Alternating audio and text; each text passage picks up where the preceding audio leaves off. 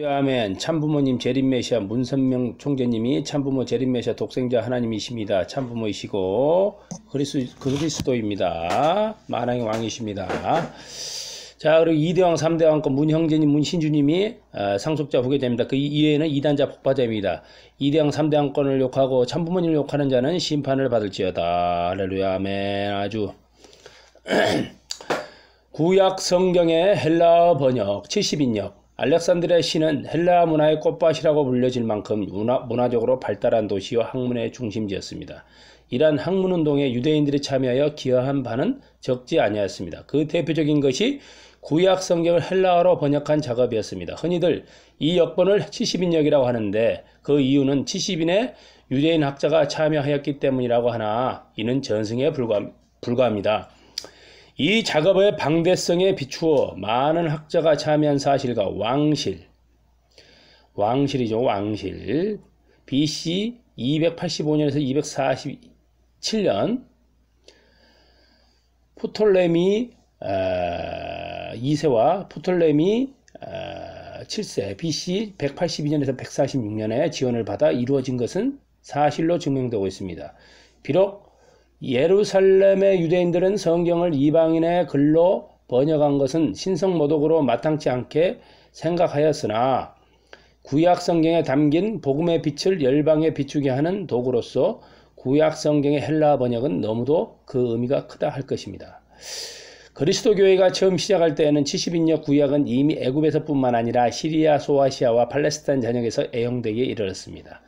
사도들까지도 신약 성경이 기록할 때 70인역 구약에서 인용하기를 꺼려하지 않았습니다. 신약에서 구약 인용이 종종 구약의 원문 그대로가 아닌 이유는 바로 이 때문입니다. 3. 외경. 더 아포크리파. 외경이란 70인역 구약 성경에 첨가된 유대인의 성문서를 가리킵니다. 외경의 헬라어의 뜻은 숨겨진 사실들을 가리키나 외경이라고 부르는 이유는 구약 성경과 구별하기 위해서입니다. 외경은 70인역 구약 성경에 부착되어 전해 왔기 때문에 오늘날에도 신구약 성경 사이에 삽입하는 일부 번역판들이 있습니다. 외경은 모두 12개로 저작 연대는 확실치 않으나 대강 BC 200년에서 AD 70년 사이로 봅니다. 외경은 신약 성경에서 한 번도 인용되어 사용되지 않았으나 신약 성경의 배경 연구에 참고가 되는 문서들입니다. 3. 마카비 독립운동. 유대와 헬라의 우호적 관계는 알렉산더 대왕의 후계자들 때 이르러 적대 관계로 변하게 되었습니다. 포로 귀환 후 약 250년간 즐길 수 있었던 종교적 자유와 침해를 당하게 된 것입니다. 시리아와 팔레스틴의 통치자가 된 안티오코스 4세 BC 187에서 176년은 유대의 헬라화 정책을 강행하려 했습니다. 유대교를 박멸시키기 위해 예루살렘 성전 곁에 운동장을 설치하여 제사 방해를 시도했습니다.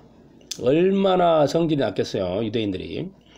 할례를 금하고 성전에서 이방 풍습대로 돼지를 잡아 제사를 지내게 했습니다.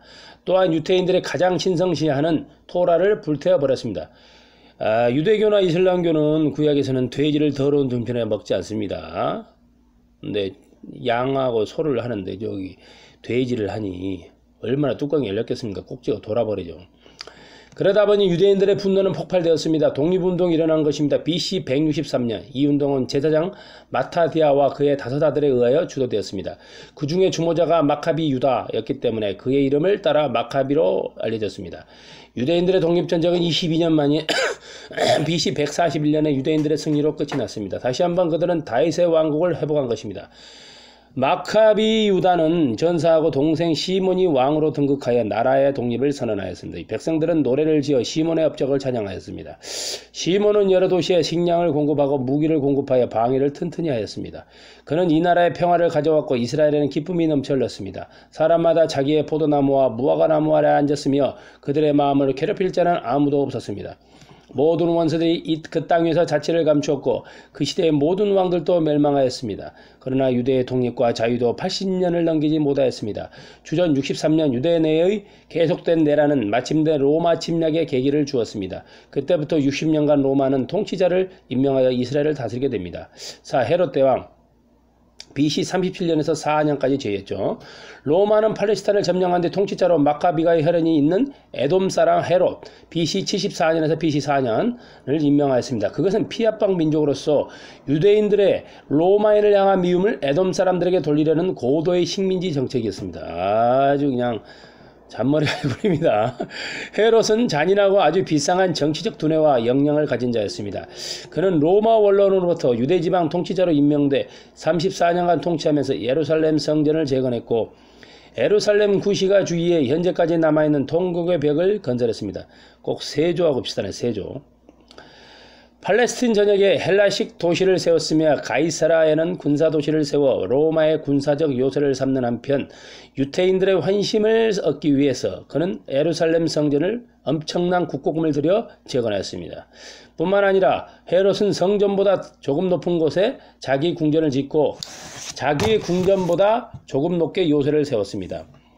헤롯 왕은 이러한 야심적인 건축사업보다 다윗의 후손으로 오는 어린 예수를 없애려고 베들레헴과 인근의 2세 이하 사내 아이를 모조리 죽이라고 명령하는 등 폭정과 만행으로 더욱 무대에 알려졌습니다.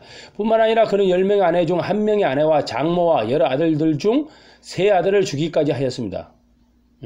아주 잔인한 놈이죠.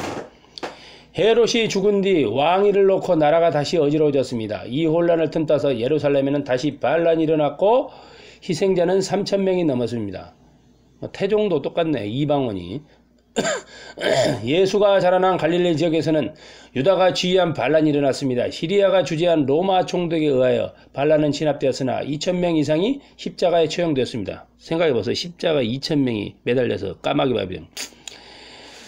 남은 자들은 산으로 광야로 굴로 피신하였습니다. 쿰란에서 숨어 공동생활을 하던 운둔성자들이 바로 이 무리 중 하나일지도 모릅니다. 헤롯 대왕이 죽은 뒤 나라는 그의 3아들에게 나뉘어졌습니다. 아켈라우스는 유대와 이두메와 사마리아를, 안티파스는 갈릴리와 베레아를 분봉받았습니다. 세례요한의 목을 벤 헤롯이 바로 안티파스입니다. 안티파스. 빌립은 갈릴리 북동쪽 지역의 영토를 차지했습니다. 그 후 유대인들의 탄원으로 아켈라우스가 가이사 아우구스트 황제에 의하여 폐위를 당하자 AD 6년에 유태와 이두메와 사마리아는 황제가 파송하는 총독에 의하여 로마 치칼 통치 구역이 되었습니다. 이런 거 모르셨죠? 성경에 이런 게 안 나오잖아요. 역사를 공부해야 됩니다. 그래서 예수를 십자가에 처형케 한 본디오 빌라도는 5번째 부임한 총독으로 10년간 유대를 다스렸습니다. AD 26년에서 36년. 로마는 식민 정책을 효과적으로 수행하기 위해 유대인들의 자치기관으로 사내드린이란 조직을 만들게 했습니다. 사내드린 아시죠? 예수님 재판하고.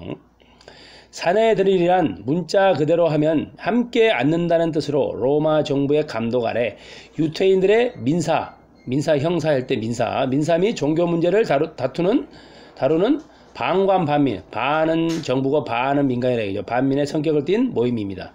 이 단체는 대제사장의 지도 아래 주로 사두개파와 바리새파에 속한 사람들이 좌우하였던 것입니다. 할렐루야, 아멘. 2대왕 3대왕권은 문형진이 문신주님입니다. 그 이외에는 이단자 폭파제입니다.